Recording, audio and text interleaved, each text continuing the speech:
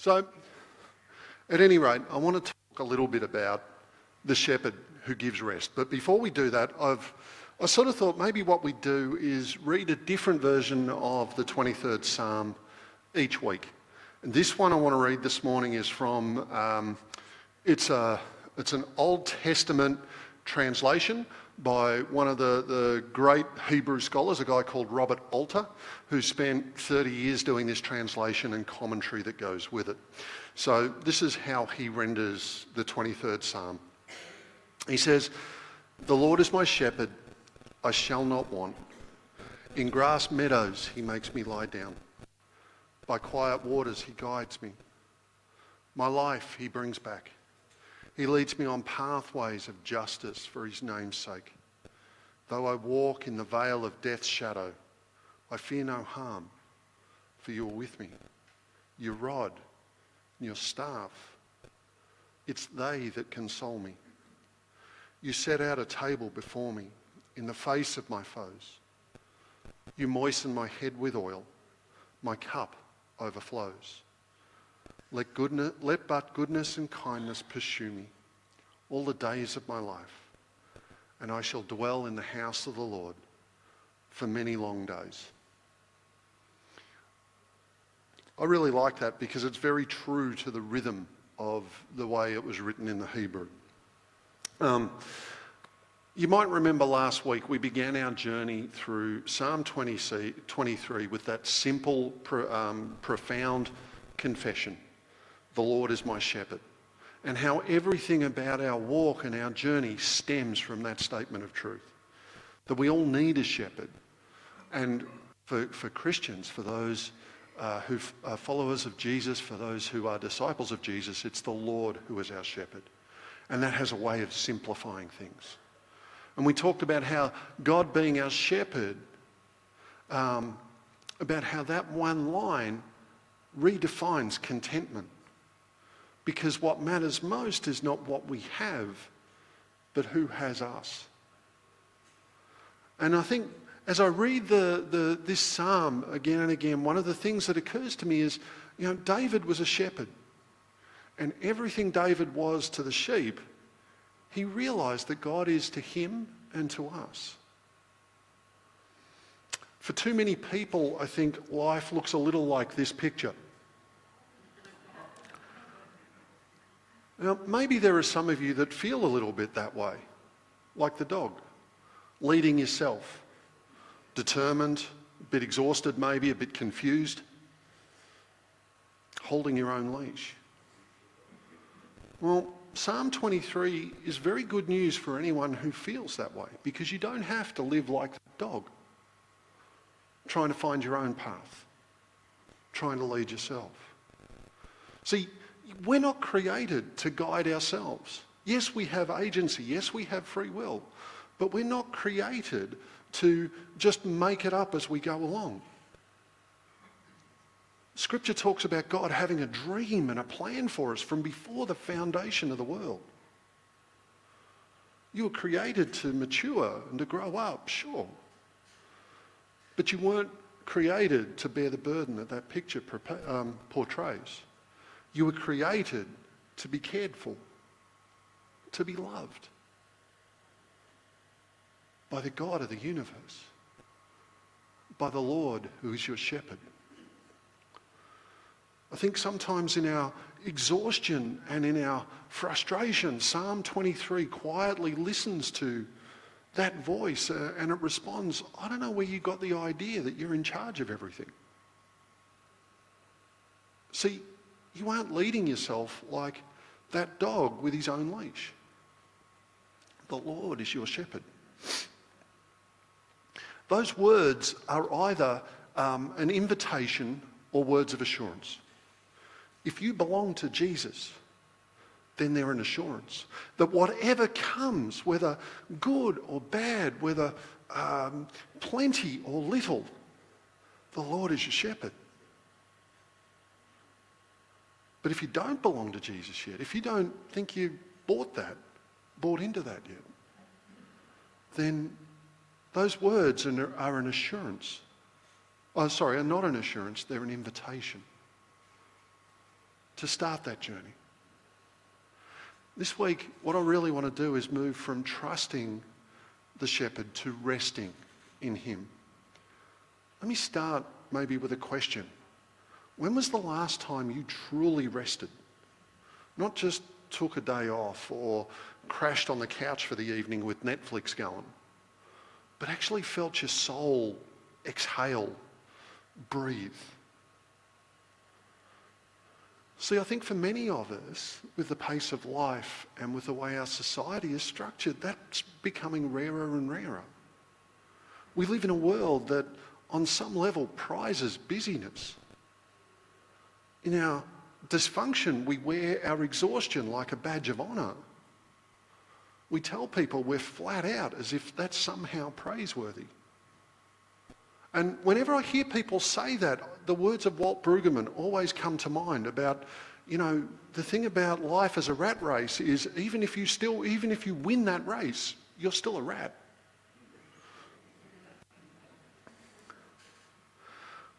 I had one of these moments where my soul exhaled while we were away recently. As part of my morning walk while we were up at Merimbula, I decided to explore this inlet in behind the back beach at Merimbula. And I found this spot where, as I looked through the trees towards the ocean, I had a moment of clarity. So I took a couple of photos to help me remember. That's what I was looking at initially. Right? And that's kind of how I was looking at my life a little bit, like there's all this stuff around and I've got to figure out how to get through it and how can I trim it and what is going on and da-da-da. But then there was this moment where I just stopped and it felt like life came back into focus. I'd been focused on so many trees in my life, I had missed the ocean.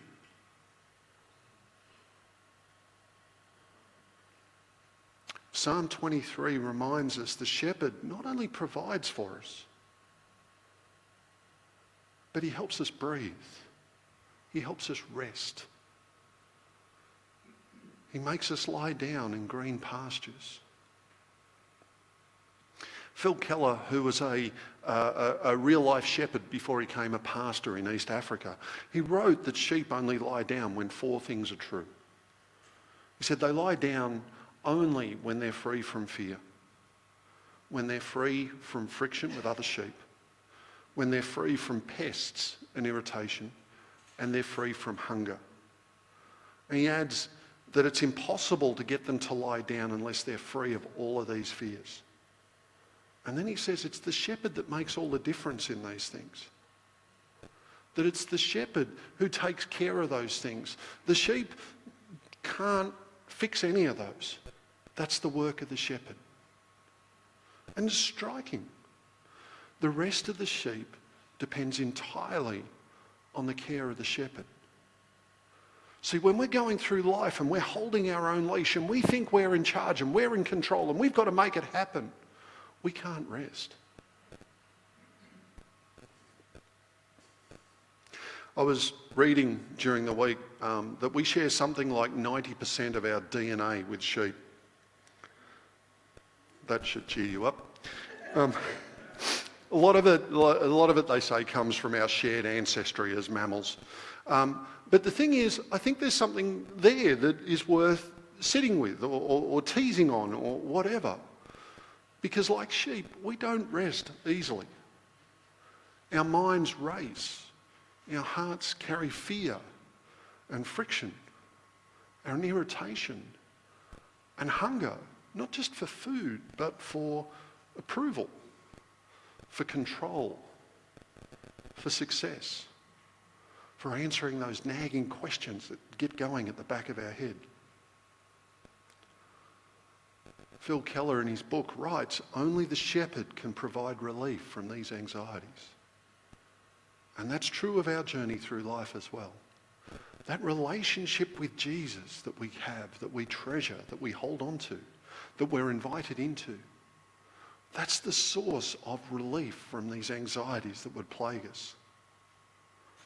And the thing is, a worry-free life doesn't mean there's nothing to worry about. It means that we refuse to be ruled by fear because we trust the shepherd's care. We don't ignore the worries and stick our head in the sand. We bring them to the shepherd who alone can fix them, who alone can quiet our troubled hearts.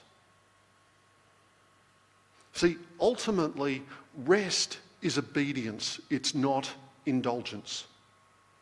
Sometimes we start to feel guilty, particularly if we're on that little hamster wheel and our little legs are going as fast as we can and the wheel is going round and round and round and round.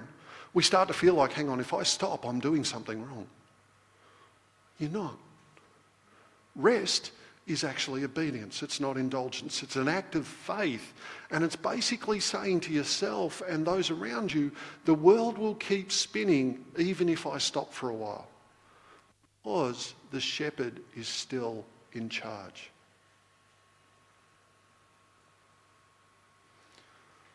He makes us lie down in green pastures for our own good. David goes on, he says, he leads me beside still waters.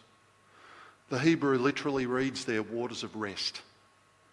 Sheep need quiet, clean water, not rushing streams. Rushing streams are dangerous. Well, I don't know if you know this, but sheep aren't noted swimmers. They're aquatically challenged, if you like. Rapid water is actually kind of dangerous for them because if they slip and they happen to fall into the water while they have a coat on, it becomes so heavy it will drag them under the water very quickly and they'll drown. So the shepherd leads them to still, safe water. Now, in Palestine, abundant water was pretty rare. So this picture that David is painting for us is one of abundance and peace. The shepherd leads his sheep to what they most need. And Keller talks about, particularly in the Middle East, that these pools of water, they happen in a couple of ways. Either after a rain, that happens sometimes, but because the ground is hard and rocky, it tends to drink the water very quickly. More often than not, these places of still water were dug out of sandstone or out of the rock by the shepherds. So this took work by the shepherds to provide for the sheep. But it's this abundance that God provides. It's this absolute provision of everything we need that restores the soul. He makes me lie down in green pastures. He leads me beside quiet waters. He restores my soul. The word soul here is really speaking of the whole person, body, mind and spirit. Some translations will actually render this as he renews my life. God restores our life. And notice again, God leads me. He doesn't drive me. That's how our shepherd guides us, walking ahead, inviting us to follow. Jesus said in Matthew 11, "Come to me, all you who labour and are heavy laden, and I'll give you rest." And God's rest is both physical and spiritual. We're invited into this rhythm of Sabbath. We don't rest from our work so we can recover and work harder. We rest from our work so that we remind ourselves who is in charge. And it's spiritual because we learn to trust his care, because he is the good shepherd and he's the one who's providing for us. And I think God's leading is both gentle and it's persistent. Yes, there are a bundle of ways that God leads us. Through his word, through prayer, through the quiet conviction of his Spirit, through ordinary steps of obedience. I was reading this morning and I came across something that a bishop from the States, a guy called Mark Sharona, wrote. And I thought it kind of applies. It's not a one-for-one thing, but you see if you can recognise God's leading in this. He said, silence is God's way of honouring freedom. God doesn't force, he waits. He creates space for trust to awaken. He stands at the door and knocks. Love does not shout down the beloved. Love waits. And the thing is, as God leads gently, as he walks with us, his leading isn't only about direction or destination, it is about transformation. In other words, as God leads us to these green pastures to lie down or beside the still waters, he's not about just getting us to the right place. He's about shaping who we are becoming, about us imitating the life of Jesus more in the way we go about our journey. And that's kind of what it means to walk beside the still waters. These are places of abundance, not where we have to scratch and scrabble and try and scrounge up whatever we can, but where we allow God to provide for us and to shape us on the journey. And so maybe this morning, one of the things to reflect on is, are there spaces where you are resisting the shepherd's leading because you prefer to go at your own pace? Is God trying to lead you to one of these places of abundance, these places of still water, and you're just not going there because God hasn't done whatever you think he should have done? Phil Keller in his book talked about trying to lead his sheep down to a cistern that had been dug out of sandstone where there was good, clean, deep water. And there were some sheep that refused to do that journey. They would instead try and drink from these little muddy pools that had been created along the way by the other sheep that had urine and fecal matter in them and mud and parasites and things like that, rather than this cool, clean water that God gives, or that the shepherd was trying to provide.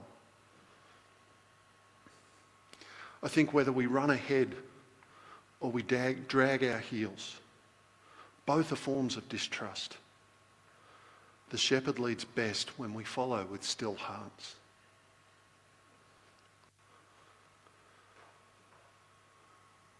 So he makes us lie down in green pastures. He leads us beside still waters. And he restores our soul. I think this is one of the most beautiful lines in Scripture. He restores my soul. The word shuv is where you get the word restore or refresh. And it's fairly common. Restore, refresh, revive. The word soul is the word nephesh, and it refers to a life, to a person, to an individual.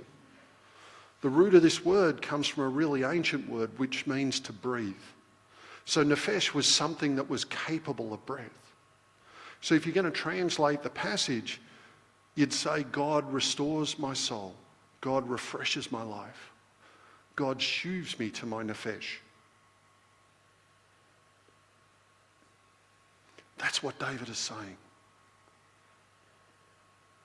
Phil Keller, again, in his book, I recommend it. It's a tiny little book, but it's a really good read. He describes something called a cast sheep. Basically, what would happen is, as a sheep was getting comfortable, as those 4 criteria were being met, they would lie down. And very often, some of the sheep would find places with little hollows in them because they're a little bit more comfortable. So they'd sort of snuggle in like you do in bed, and it'd shake on down. But the problem was, if the hollow was too deep, then the sheep would eventually roll over onto its back and its legs would lose contact with the ground. And it would lie there kicking and being unable to get itself back up. It's a cast sheep. If the shepherd doesn't find the sheep in time, it can suffocate, particularly if it's got a full load of wool on. So every morning the shepherd, when he first wakes up, has to scan the hills for sheep lying upside down. And when he finds one, he has to roll it over, he has to lift it to its feet, and he kind of has to rub life back into its legs again. You know when you've been sitting on your feet for a while and they go to sleep? The same thing happens to sheep. See, we're 90% sheep. Right? But it's that sense of having to rub life back into the legs again until it can walk and it runs off and joins the crowd. And the other thing is, when a sheep is cast, predators know that these sheep are vulnerable. So Keller again describes getting up in the morning and looking for vultures circling in the sky because they're looking for cast sheep as well. Whenever he saw a vulture circling, that's where he bolted first and foremost to try and rescue the sheep. I think this is a lovely picture of God's grace. How many times have we been cast down? Feel like we can't get up, actually, emotionally, mentally. And yet the shepherd comes and lifts us and restores us and rubs life back into our legs. Maybe there are some of us here this morning that are feeling a bit that way. Psalm 42 echoes this idea where it says, "Why are you cast down, O my soul? Hope in God." Luke 15, Jesus tells of a shepherd who leaves the 99 to find the one who's lost. And when he finds it, he lifts it onto his shoulders and he rejoices. It's restoration. Tim Keller, in his book Walking with God Through Pain and Suffering, wrote, "Because the shepherd became a sheep, the lamb who was slain, we can trust him completely in every dark valley." Jesus restores not only our strength, but our relationship with God. He brings us home. He sets us on our feet again. Maybe that's you this morning. You're feeling a little cast. Stuck on your back, your legs in the air kicking, you can't get yourself right way up. Maybe your faith is feeling a bit dry. Or you've been drinking from gunky puddles rather than the good stuff. Maybe your spirit is weary. Or your heart is burdened. Maybe you don't have to fix yourself. Maybe you have to let the shepherd help you.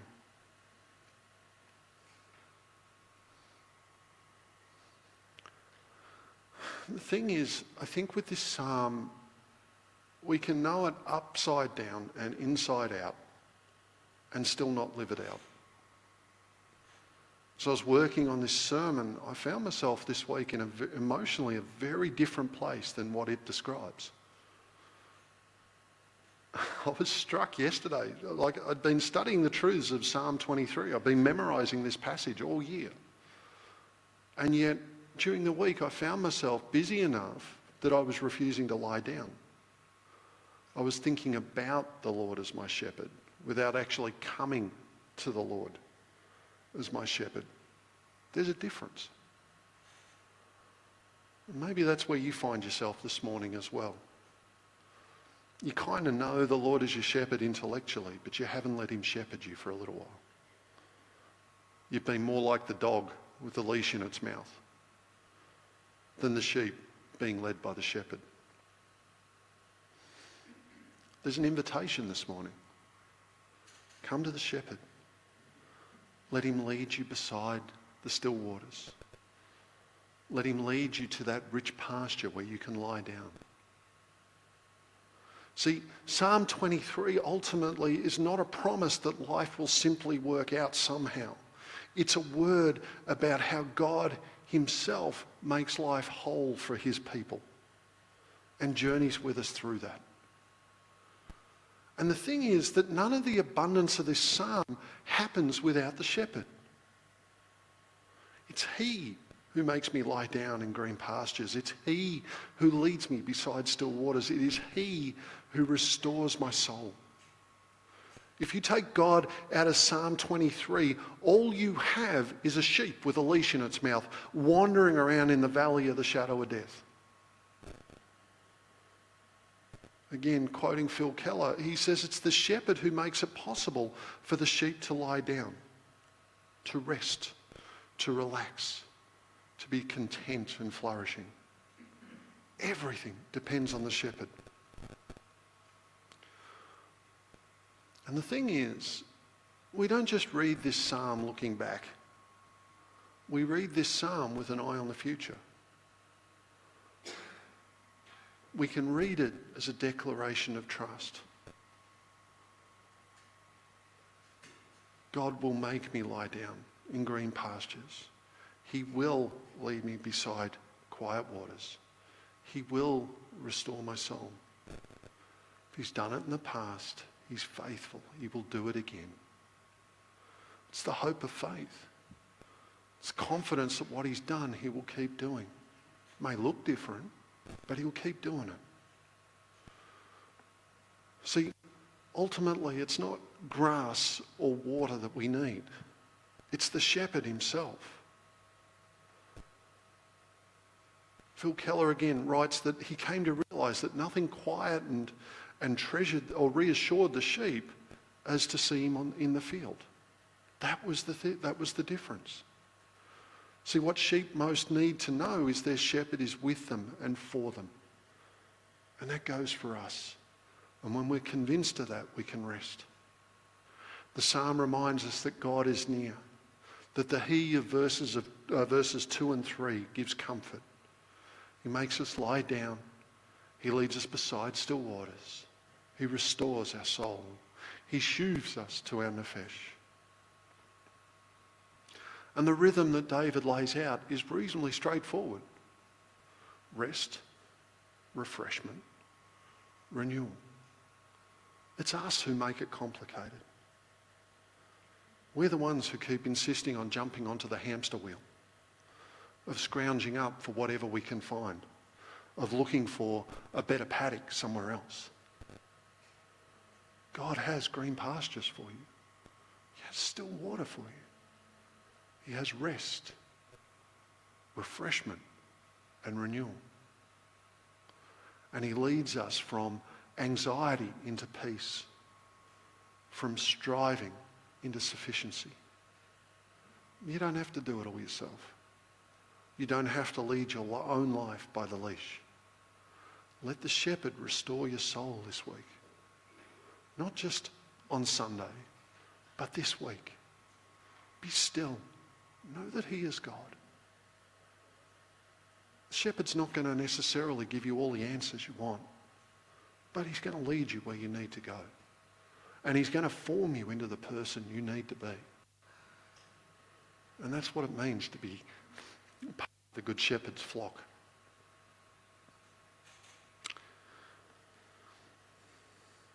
When we have a moment of quiet, just be still. Don't fill it with words. Don't fill it with whatever's in your head. Just be quiet. And I'll pray, and Belinda and the team will come and lead us.